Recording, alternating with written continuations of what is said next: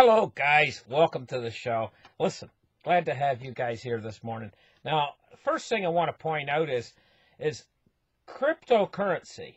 When we had Bitcoin, and then later we had more cryptocurrencies. We had when I started, two of the big ones were Feathercoin and Litecoin and Bitcoin.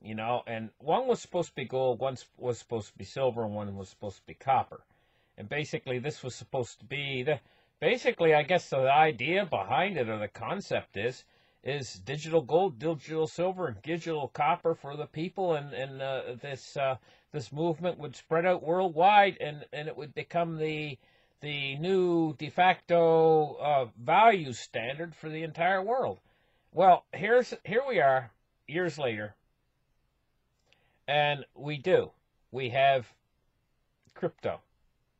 And it's now here, and we have Bitcoin still sitting in the #1 position. The digital silver, Litecoin, is still up in a high position. And now, another coin came along. This other coin, when it first came out, I realized this was something big. This was very important. It was almost as important an invention as the original Bitcoin itself. And this enabled the blockchain to hold data like titles, land titles. The blockchain would be able to hold. It was Ethereum, and it allowed more to happen with the blockchain than just money. It became the internet of identity, because now you could hold smart contracts, ownership to your land, your house title, your marriage certificate, all of your income, your taxes, everything can be held on the Ethereum. And the Ethereum can become actually your identity linked in to blockchain technology. And this enabled this through Ethereum smart contracts and everything else. It enabled data to be carried that personalized you and linked you to your money that's on the internet. It becomes the internet of everything. So now let's get at it, and let's take a look at the charts. Let's open up the charts right here, and let's get right into this. Guess what? Guess what, guys? Facebook. Now, we all know that Facebook is the giant of internet, linking the internet to you. Like your interface with the internet, for most people on Earth, is their Facebook. It links your picture, generally, it links your identity to you on the internet. Now, it's the biggest in the world, too. It's the biggest social media platform where it links identities of people with Facebook. Facebook's it, let's face it. And most people have a Facebook account, and if they're not, they're getting left back. I mean, it's just the way it is. I know Facebook is not as popular as it once was and everything else, but Facebook is the de facto, everybody, a lot of people in the Western world have a Facebook account, they have a Twitter account, and so on. And so Facebook is the de facto. And look what it says here. Facebook, it's their crypto division. They have a crypto division. Facebook's crypto division. Doesn't this tell you how far cryptocurrencies have come while we've been sleeping? Their crypto division might build a blockchain identity system. Now, you have to ask yourself, well, how would they do that? How would they build a blockchain identity system? Ethereum. Ethereum was the invention that enabled all of this. And this is Mark Zuckerberg saying that they might build well, if he's saying that they might build it, they're probably way farther ahead in their plans than what they're indicating to us. It says, weighed down by countless accusations of user data violations, crypto-curious Facebook. I don't think they're crypto-curious at all. I think that they got a crypto division. That doesn't sound like crypto-curious. Crypto-curious, when they've got a division that's into crypto, they're not curious. They know about it.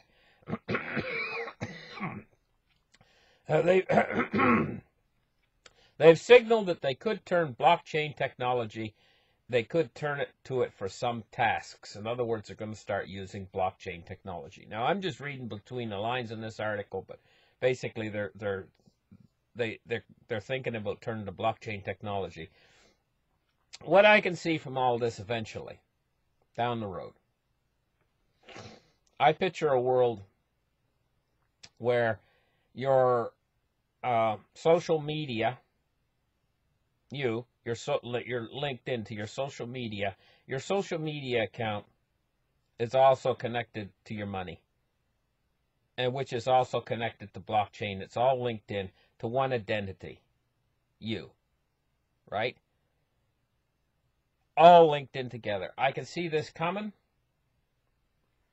Basically, the handwritings on the wall. I mean, this is just, because it's just like if you looked at a guy in a kitchen, you know, and he's cooking something, and say he's got eggs, and say he's got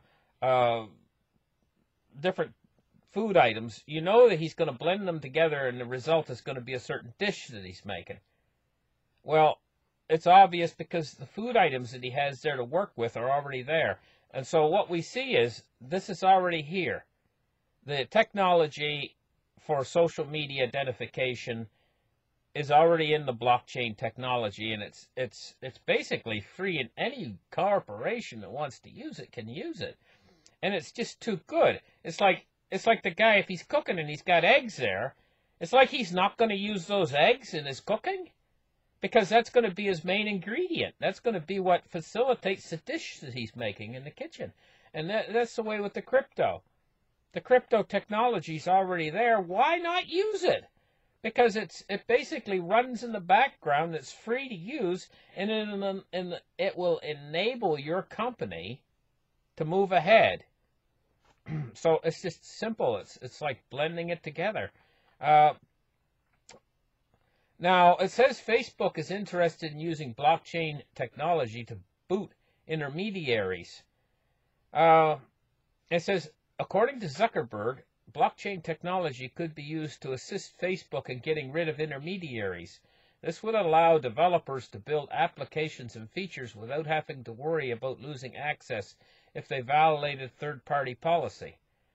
For developers, one thing that really troubling about working with our system, or Google system for that matter, is having to deliver services through Apple's App Store, that you don't want to have an intermediary between serving the people who are used to using your services and you, where someone can just say, hey, we as a developer have to follow your policy. Even if we don't, then you can cut off access to the people you are serving. That is kind of a difficult and troubling position to be in. Zuckerberg seems to be alluding to the social media firm's woes in the hands of tech giant Apple. Recently, the iPhone maker revoked Facebook's enterprise certification. I'll tell you what I can say here. There's a game out there. It just came out, and the kids are really interested in it. In the game, you know, it's a futuristic game. It's probably going to be very popular. The thing about it is, though, the setting in the game is a world in the future where corporations rule the world, you know? And corporate interests are what control the big giant corporations, and corporations end up merging in the end. Otherwise, they end up acquiring or doing acquisitions on other corporations, and in the end it becomes one larger and larger corporation. You know, ultimately looking into the future, trying to be a futurist here, you know, instead of just a trends forecaster, trying to be a futurist. What I can see is a world where corporations are vying for control, ultimately. And in the end, ultimately, they keep doing acquisitions and mergers, and in the end it becomes one larger and larger corporation until the world is under corporate control. They call that a corptocracy. A world that's under that kind of control. You know, we've had different forms of government in the world, going back into the past, you know. One of the very popular forms of government was with a king, you know, a monarchy, you know, and we've moved past those ages, and we've moved into the age of government, and now government tends to swell.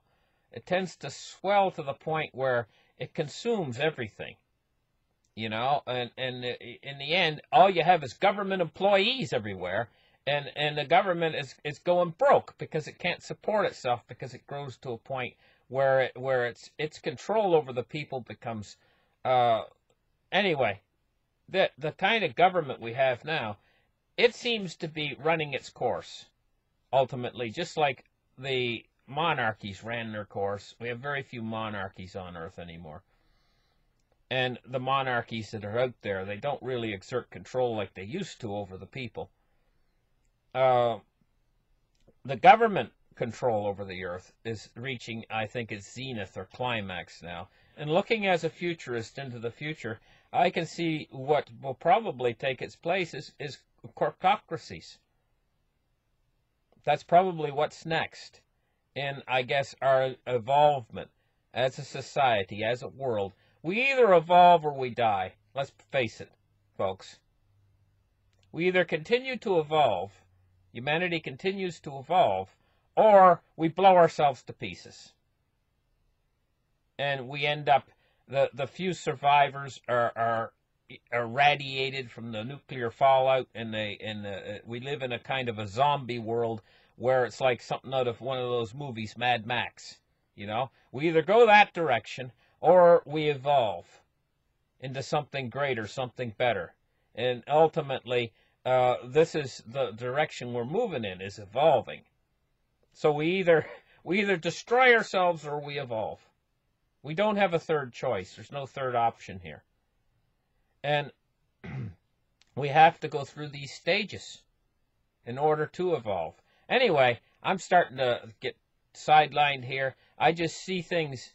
This is part of the evolvement, the blockchain process, and moving forward with actually linking the blockchain together with your own identity. This is just part of our evolvement, and we can try to fight it, but it's going to come anyway. Because, I mean, it's just too good. It's like the guy that's got the eggs on the table. Like he's not going to use them in his cooking to make his food taste better? Whatever dish he's making? That's probably his main ingredient. Well, you've got the technology that comes from Ethereum. This is like the eggs. It's just too good. You got to use it in your cooking. And believe me, they're going to. You know? Because it allows smart contracts and stuff. When it first came out, I said, I just saw it, and I said, oh my God, this is going to become everywhere in the world. Everybody's going to be using this technology, and it's going to do away with certain jobs and things like certified public accountants.